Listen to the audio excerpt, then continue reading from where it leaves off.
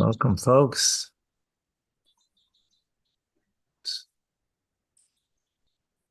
Rambam,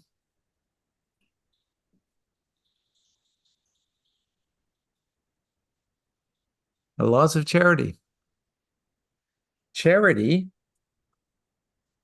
in chapter 8, is considered a vow. Therefore, one who says, I pledge to give a selah to charity, or I will give a selah to charity, is obligated to give it to charity immediately. If he delays, he transgresses the commandments against delaying the observance of one's vow. For he has the capacity to make the gift immediately, and generally there are poor people at hand. Rabbi, we don't see it on the screen. Yep. You don't. Okay, that's not good. You know why? Because I didn't share it. Good reason for that, huh? Sharing is caring, and I didn't share. Okay. If there are no poor people at hand, he should set aside the donation and put it until he finds poor people. If he made a stipulation that he is not obligated to make the donation until he finds poor people, he does not have to separate it until the poor are at hand. Similarly, if he made a stipulation at the time and then he made a vow to charity or pledge his donation that the trustees of a charitable fund could exchange it for gold, they are permitted to do so. So you can give it to the trustee of a charity, right? Because they're going to take care of people. When a person extends a vow made to charity, he is obligated in that case with regard to other vows. What does that mean? What does it imply? He says, this selah is like this one given to charity. It is also charity. When a person sets aside a selah and says, this is charity, and then takes another selah and says, and this, the second is also charity, even if he did not say so explicitly. Okay, so we're just now getting into the language of what is considered a vow for giving charity, right?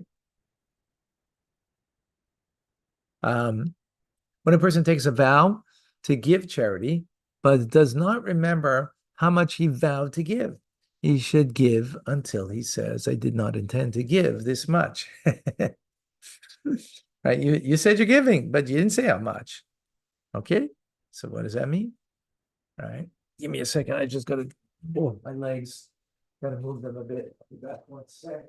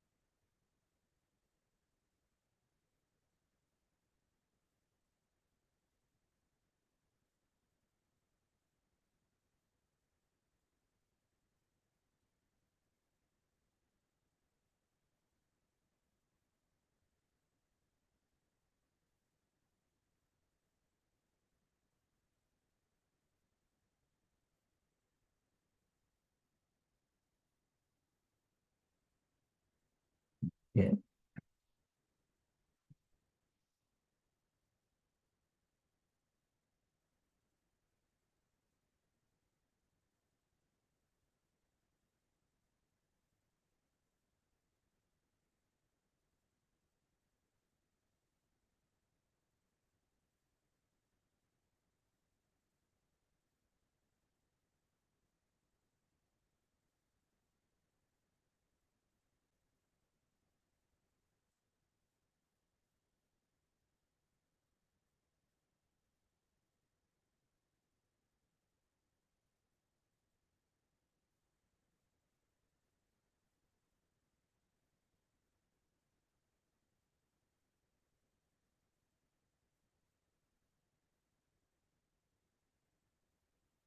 You know what?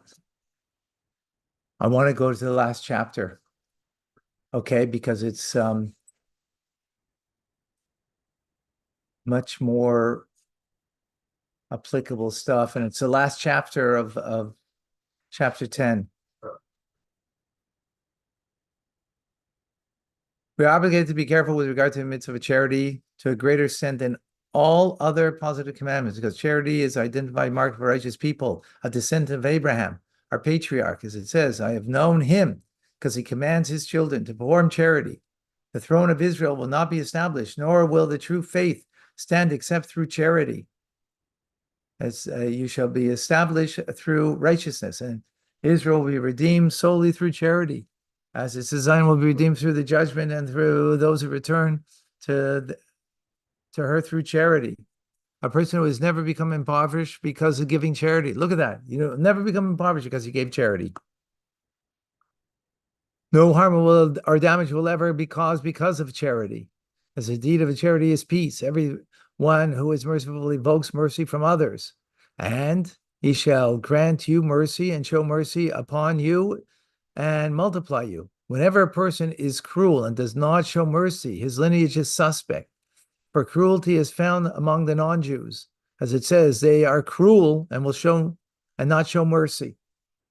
The entire Jewish people, and those who attach themselves to them are as brothers. As it says, you are children of the Lord your God, and if your brother will not show mercy to a brother, who will show mercy to them?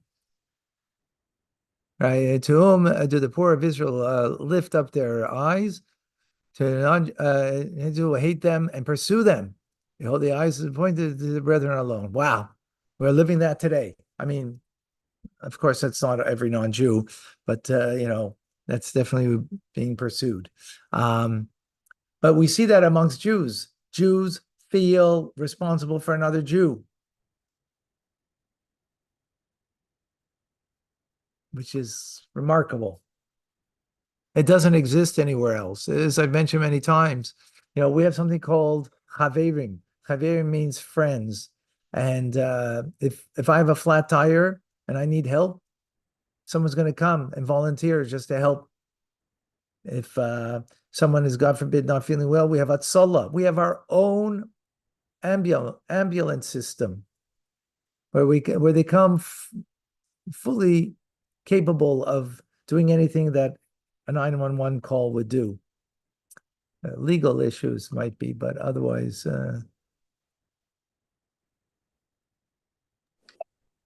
it's the uniqueness. Anyone who turns his eyes away from giving charity is described as being rebellious, like someone who worships false divinities is described as rebellious, as it states regarding the worship of false divinities. Rebellious men went out. And with regard to the person who turns his eyes away from giving charity, states, be careful lest a rebellious thought arise in your heart. Such a person is called wicked. The mercies of the wicked are cruel, and he is called a sinner, as it states, and he shall cry out against you to God, and you will be deemed as sinning. The Holy One, blessed be he, is close to the outcry of the poor, as it is written. You will hear the outcry of the poor. Therefore, one must be careful with regard to the outcry, for a covenant has been established with them. When he will cry out to me, I will listen, for I am compassionate.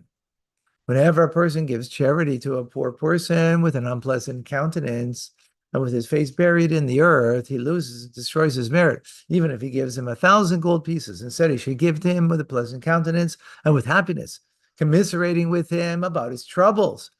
Do I not weep with those who face difficult times? Did not my soul feel sorrow for the destitute? And he should speak to him with words of sympathy and comfort, and I would bring joy to a widow's heart.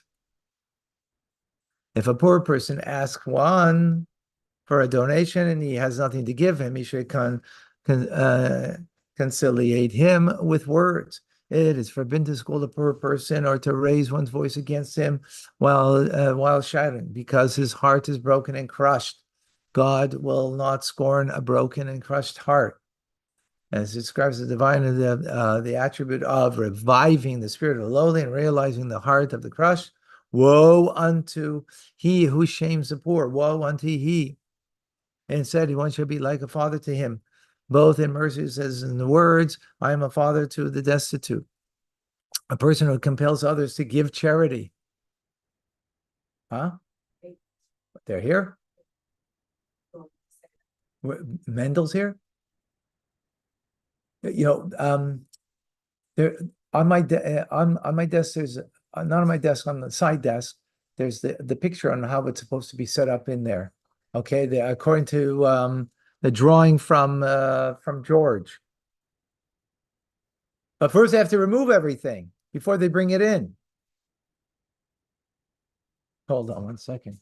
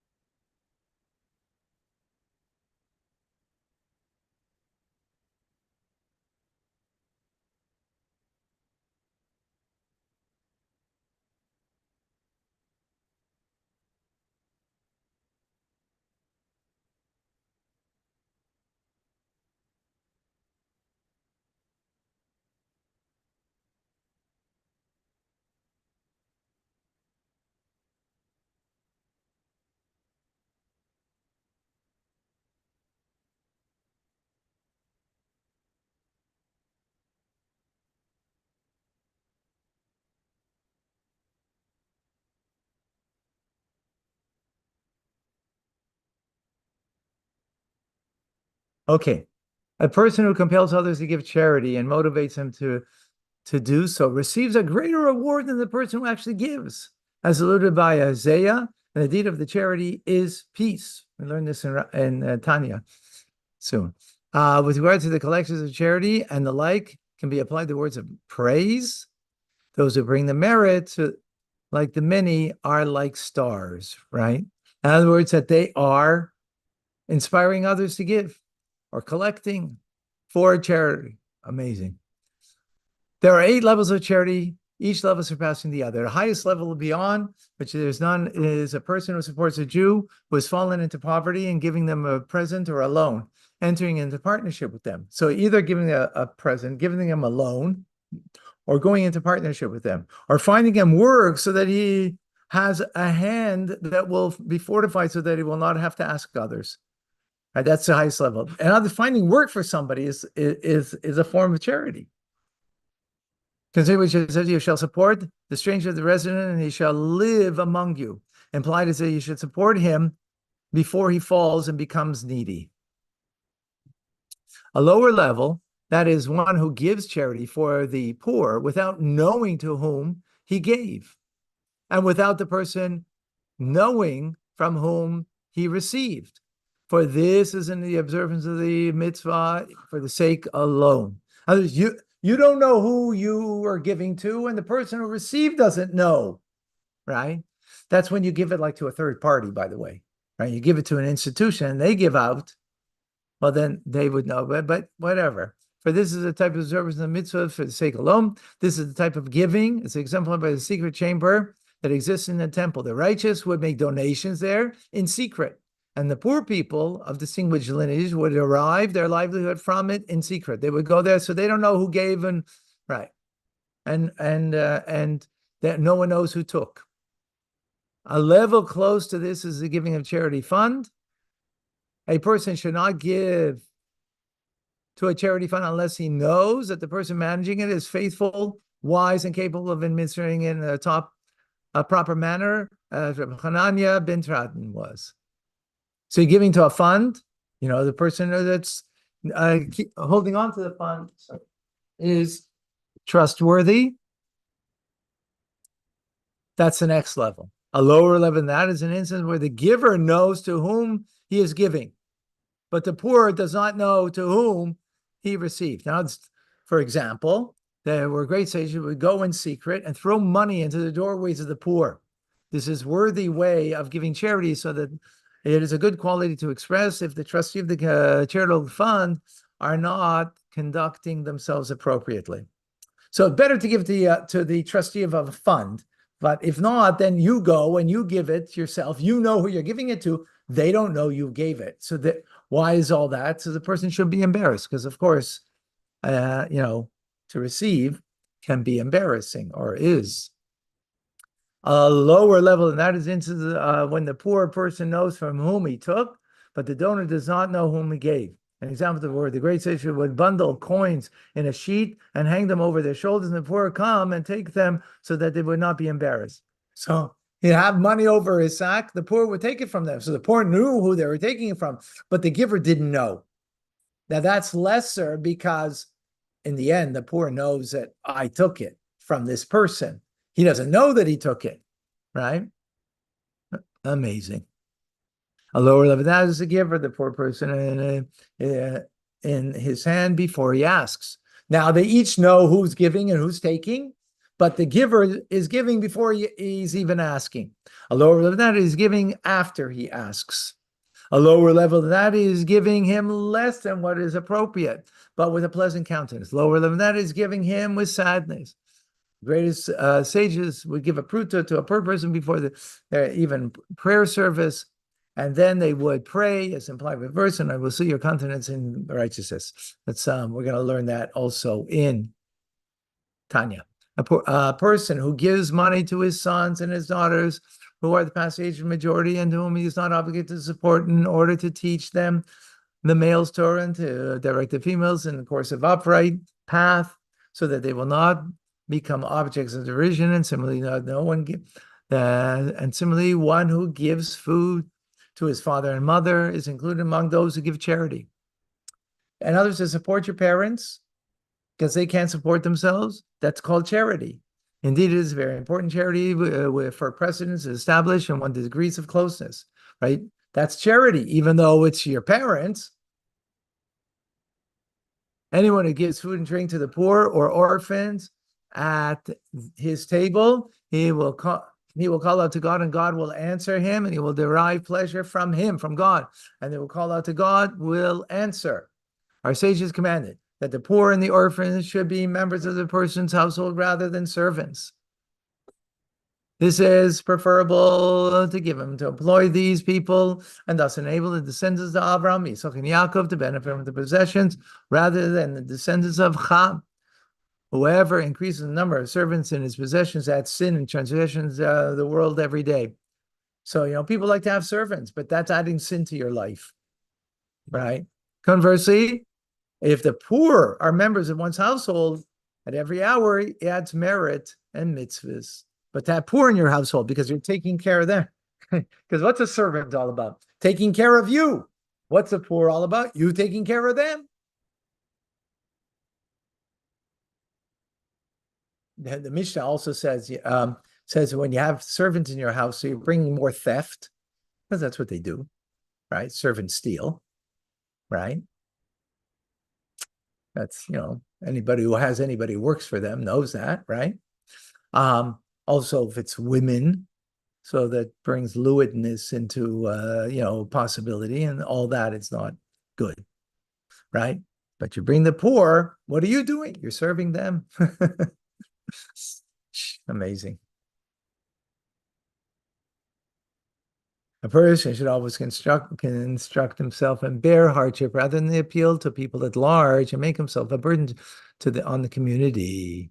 Our sages commanded, saying, make your Shabbos as weekdays and do not appeal to people at large. Even a distinguished sage who becomes poor should involve himself in a profession, even a degrading one, rather than appeal to the people at large. It is preferable for a person to skin a hide of an animal carcasses rather than tell people I'm a great sage and I'm a great kayin, grant me sustenance. Our sages commanded conducting oneself in such a manner.